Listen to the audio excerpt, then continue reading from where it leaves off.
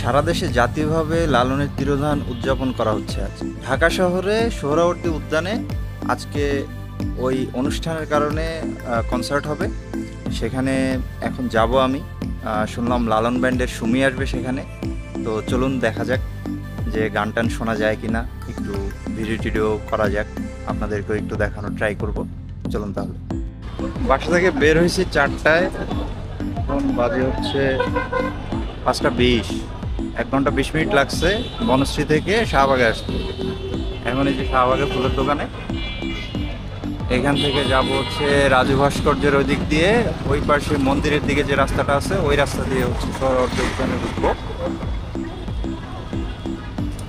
এইখানে ফুলের দোকানে এই মুহূর্তে দাঁড়ায় আছি, ফুল দেখতেছি, নিব না, এরপরে যাবো আর কি ওইদিকে।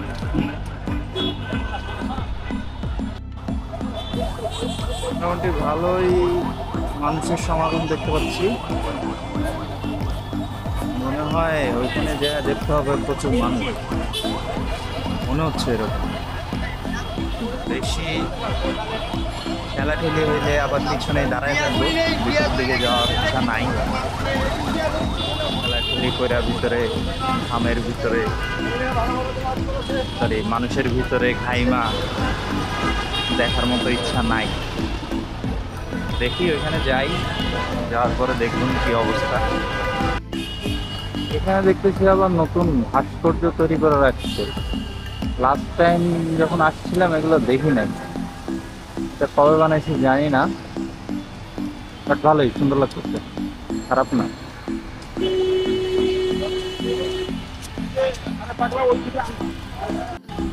এই যে টিএসসি পৌঁছে গেছি, হাইটে হাইটে আসছি। অল্প একটু শাহবাগ থেকে টিএসসি আসার জন্য রিক্সা নিয়ে 40-50 টাকা দেওয়ার মতো মন মানসিকতা এখন আর নাই। টাকা ভাই অনেক কষ্ট করে কামানো লাগে, ঠিক আছে। হাইটে হাইটে আসছি, জ্যাম জট কমই আছে, বাট মানুষজন আছে ভালোই, কম না।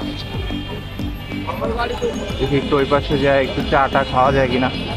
এখানের অনেক বিখ্যাত একটা চা আছে, নীলকণ্ঠ চা, ওটা আমি এখনো ট্রাই করি নাই, একদিন ট্রাই করে দেখতে হবে। কিন্তু শুনছি, ফিডব্যাক শুনছি অত ভালো না, এই জন্য আর ট্রাই করা হয় নাই।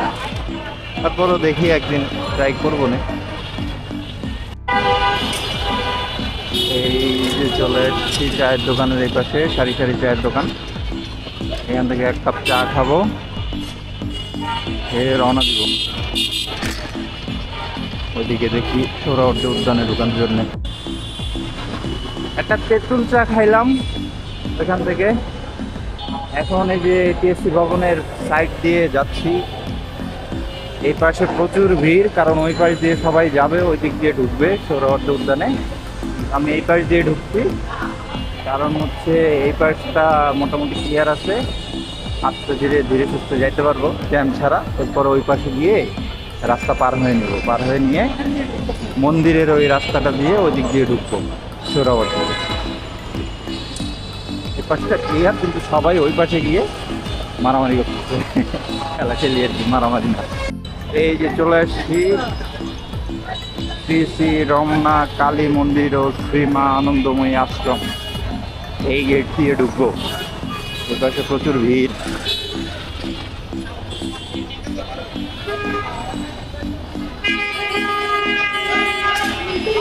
এই পাশে প্রচুর ভিড়, ঢুকতে মানে অবস্থা খারাপ হয়ে যাবে।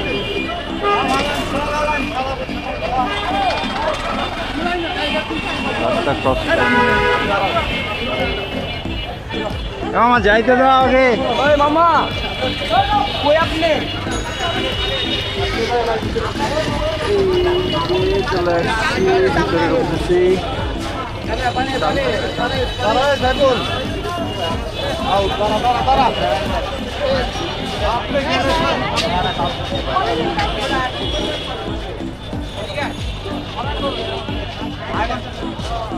ভিতরে মানুষ আছে, বাট অত বেশি কোলাহল না।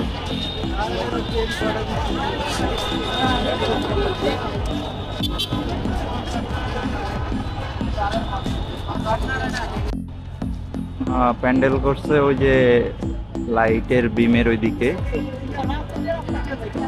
এদিকে মুক্ত মঞ্চের দিকে ভাবছিলাম মুক্ত মঞ্চের পাশে যে মাঠটা আছে ওইটা তো করবে, বাট এদিকে করে নাই। ওদিকে যাচ্ছি এখন, দেখি ওদিকেই করছে নাকি শিওর না, যাই দেখি। ওদিকে আলো দেখা যাচ্ছে, এই জন্য ওদিকেই যাই। চলে আসছি আমরা স্টেজের কাছে,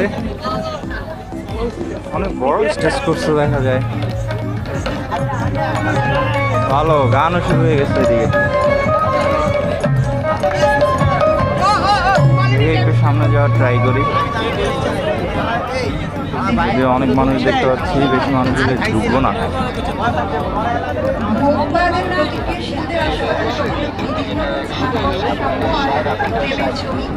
আশা করি লালন সম্পর্কে সবাই জানেন, এ হচ্ছে ধর্ম থেকে মনুষ্যত্বকে বেশি প্রাধান্য দিত এবং তার গানগুলো আধ্যাত্মিক ছিল। অনেকে শুনছেন, অনেকের ভাল লাগে। খণ্ডের বদলে জাগে অখণ্ডের একটি প্রতিষ্ঠিত করেন আমাদের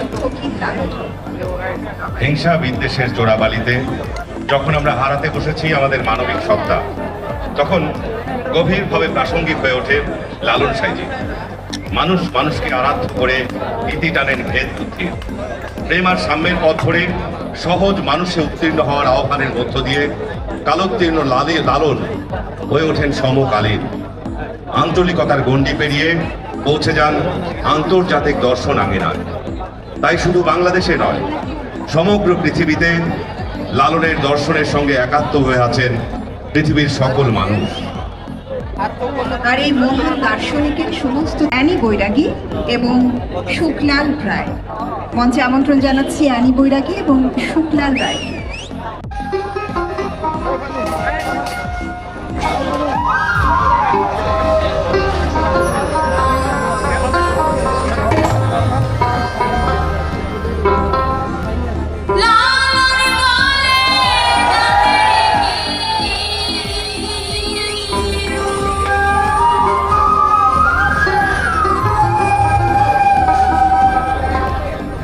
দেখলাম না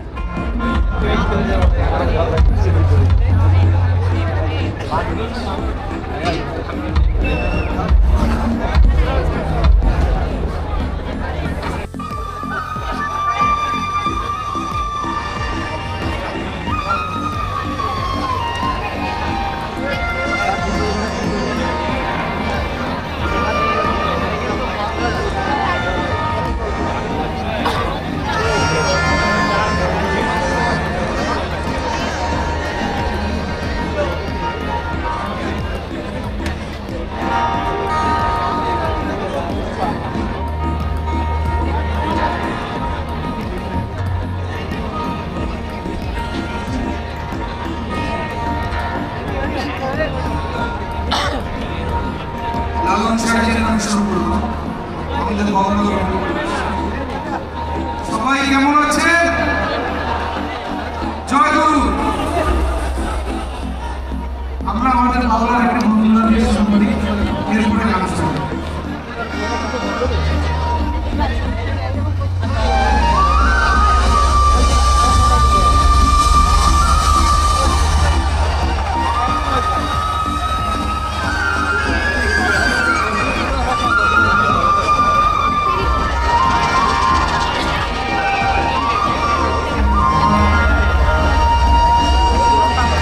প্রথমে বন্দনা করি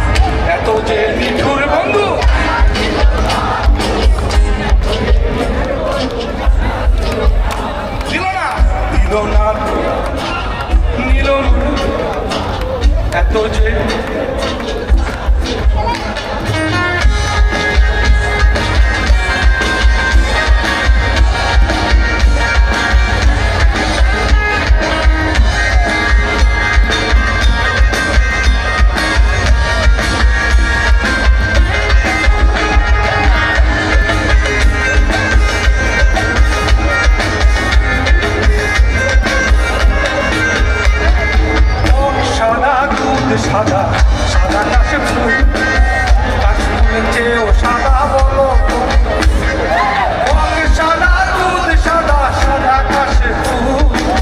কাশে ফুলের চেয়েও সাদা বলো আমার বন্ধুর প্রেমের ফুল দাদা কাশে ফুলের চেয়েও সাদা বন্ধুর প্রেমের ফুল দাদা কাশে ফুলের চেয়েও সাদা আমার ভাইকে বলো না নীল মনে এত যে জানা ছিল এত যে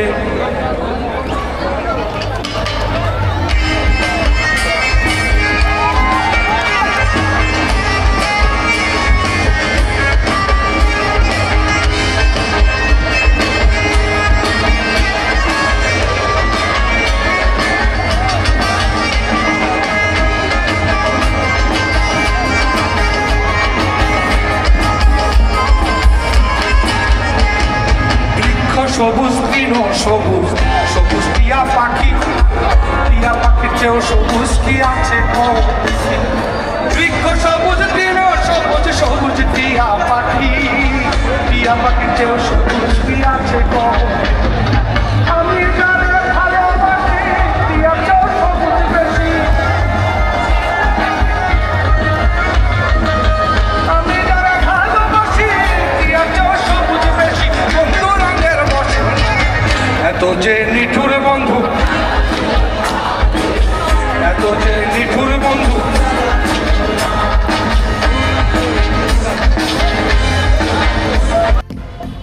আসার সময় পুরোপুরি খালি ছিল রাস্তা, এই পাশে এক পাশে, আর এখন দুই পাশে পুরোপুরি জ্যাম।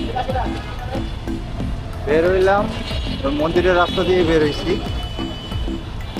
এই যে গিয়েছে ভবনের পাশে দিয়ে যে রাস্তাটা, আসার সময় আপনাদেরকে যে রাস্তা দেখালাম ওই রাস্তাতে এখন কি পরিমাণ জ্যাম দেখেন।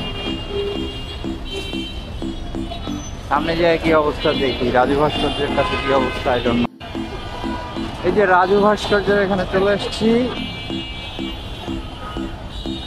বিএসপির মেইন চত্বরে।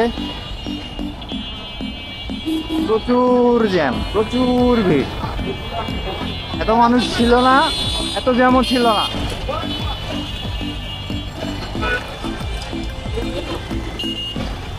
সব ওই যে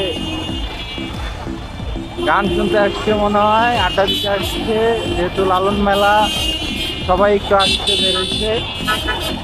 এই আল্লাহ আল্লাহ করে বের হয়েছি, ও রিক্সায় উঠছি, বাতাস লাগতেছে, একটু শান্তি লাগতেছে। মনে হলো এতক্ষণ মনে হয় কোথায় ছিলাম আল্লাহ জানে। গরমে ব্যবসা গরম, আর মানুষের মাথা মানুষ খাচ্ছে। সবাই একটু আনন্দ করতে আসছে, আনন্দ করতে করতেছে। যাই হোক আমার সময় হয়ে গেছে, 8টা বাজে গেছে, বাসায় যেতে হবে, রান্না বাড়া করতে হবে, খাইতে হবে, ঘুমাইতে হবে, সকালে আবার অফিস। তো চলে যাচ্ছি, এখানে বিদায়, আল্লাহ হাফেজ।